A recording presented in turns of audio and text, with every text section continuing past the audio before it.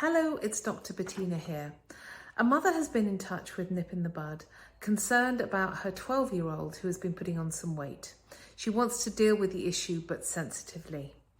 And I think this is really a good idea. Prevention is much better than cure when it comes to these kinds of things.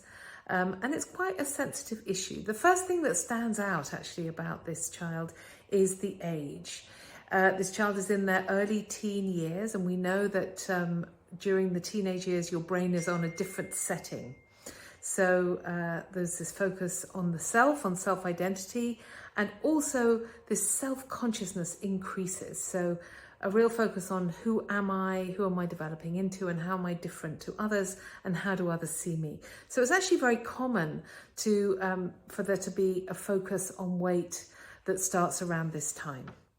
So here are some top tips. Well, the first thing I would advise is to never make a comment, good or bad, about your child's weight. Obviously, it's not a good idea to say you've put on weight, what are you going to do about it? That wouldn't help. But it's also not a good idea to reinforce losing weight, because it can be very, very powerful. And what we don't want is for young people to begin to develop strategies for managing their weight, which are not good strategies, which are unhealthy strategies. So I wouldn't focus on weight. I would keep any focus or conversation on health and well-being. The second thing is make some small tweaks in your house, which would increase the exercise output and decrease the kind of sugar and processed food input. So that would mean making small tweaks to the diet in your house, making sure that there's a reduction of sugar in the food that you're offering your child, and then maybe seeing if you can add some daily exercise routines as a habit, like into their daily routine. So maybe walking to school a little bit more or something like that. And then you could also do an activity, maybe, preferably something that's social, something maybe linked to the child's passion, like going on a charity walk, like doing something together with friends and with family, which increases the exercise output. So the third thing I think is really important to remember, and there's a lot of good evidence for the importance of eating together as a family. If possible, it's recommended to try and eat a meal together as a family every day. I know that's not possible for everybody, but there's actually a lot of evidence showing that families who do that have greater mental health and well-being in their children. So try to make sure that that is a habit, that you eat together, you serve the food up, you make it fun, you make it relaxing, you don't focus on the food they're eating, you don't make too many comments about how much they're eating or not eating.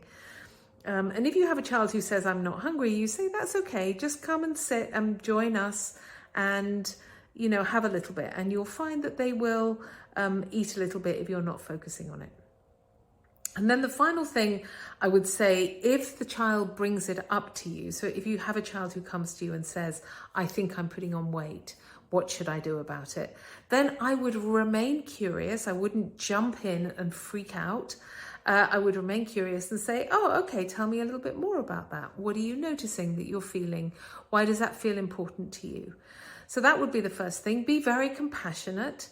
Compassion means being with their emotion, validating, saying, wow, that sounds really tough. It sounds like you're really struggling with that feeling. And remember, when we empathize and when we are compassionate, we're not agreeing.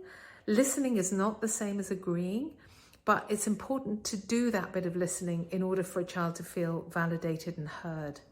And then you might, make an agreement, say to them, well, let's keep talking about it. Maybe you might say to them, well, look, let's make sure that we have a little bit more of a focus on, on reducing the sugary foods or something like that. Or you might say, what's getting in the way? When are you really, really tempted by those foods that you're trying not to eat? So try to get a really open, compassionate conversation going with them. This is a big issue in some ways in our culture. I think many people struggle with the association between weight and the amount of incredible food that we often have available for us. So it's great to get this conversation going early on with your child. I hope that's helpful. Thank you so much for listening. And please do write in if you have any more questions to Nip in the Bud, and we will see if we have some ideas that we can help you with.